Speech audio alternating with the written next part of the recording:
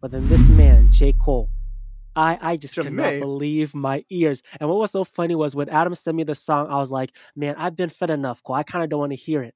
Adam said, dude, just You're press wrong. play. I pressed play, and my goodness, verse of the year by far I've heard so far. I actually really like his verse. I'm just off the top of my head. I really like his verse on Summer Walker's new album. It Hmm. kind of gave me like a lot vibes where he's just spitting. He is so good. And I Hmm. honestly I like this. People really hype up. What's the song with Benny the Butcher? That was like the verse of the year last year. Oh yeah, Patty's Johnny something. Peace Caddy. Johnny Johnny Peace Peace Caddy. Caddy. Hmm. I like this verse more than that. Hmm. This I can't explain to a not lover of rap why this is so impressive.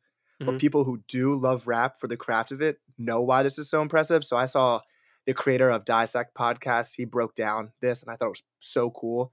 Hmm. He went with one rhyme scheme the Yep. whole time. And it's never a bad bar or a surface level bar. It's like he has something to say with every single rhyme and there's Hmm. internal things going on. It like for the people who nerd out about rap music, like this was one to nerd out about. Like, Jesus, he's Yeah. still going?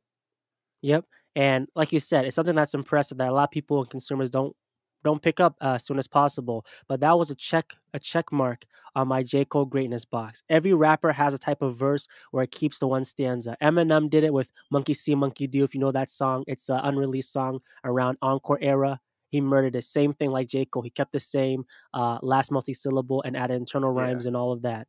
But I put out a tweet, right? And this really has some serious conversation about J. Cole. I know, I get it. Why can't two legends coexist? J. Cole, Kendrick, throwing Drake in there, they're all the greatest. But Drake has had an opportunity to be number one, right? Mhm. Kendrick has had the opportunity to be number one. When can we finally put J. Cole at number one? Because I'm sick and tired of people saying, oh yeah, J. Cole is one of the greatest of this generation. That's a slight. When is J. Cole gonna be number one?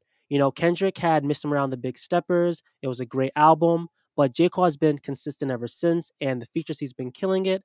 And then also he's improving. Like I can say J. Cole now today is way better than he was in 2014 for Also Drive era. So that's why Yeah. I expect a lot of big things from the fall off. But what do you think? When is he Yeah. going to be number one?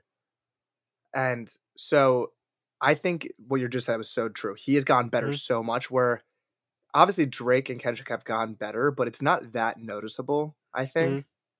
Like I think every verse from J. Cole now, it actually seems like he treats it like he's basketball training. He said that in the off-season documentary where he's Hmm. putting up he's like, you can't just do a couple drills and expect to be good at basketball. You have to be training in there. And he's like, I'm gonna Hmm. put that same type of thought process into writing. And this might not be true, but I'm just gonna say it. Hmm. Although he might not be regarded as number one by all of hip hop, I feel like his fans are the most dedicated of Drake, Kendrick, J. Cole fans, if that makes sense.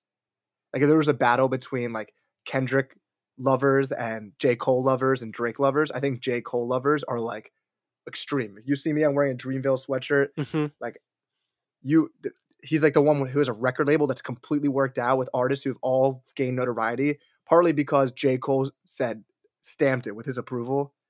So if he's not number one regarded by everyone else, I don't think he cares because his fan base is ride or die for him. And man, this verse is crazy.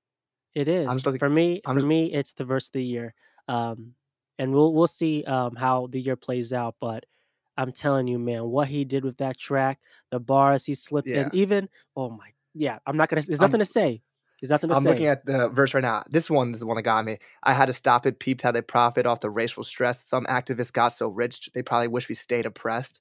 Hmm. Like that's not no surface level bar. Like that's a true Yep. statement. Like people probably do wish like a certain majority stay oppressed so they can keep Hmm. making money off the donations that Hmm. come in. Like that and he FaceTime that's for a feature and saw the face of death.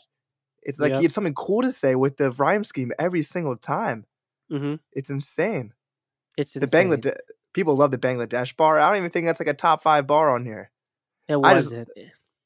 I love when rappers are like very conscious about like their place. Like when he said, "I'm on your song, your streams going up, not quite the Drake effect, but don't Mhm. complain. Take what you get and cut the label check." Like Yep. that's funny and it's Yep. true, and it's just great He killed all it. around. And to even start off the verse, the way he started it out, Cole and Yachty coming for their respect, come and pay your debt, just like a travel pillow. We at your neck for the way you slept. That was the first couple, just the first intro to that verse. Yeah. So you know what he did on the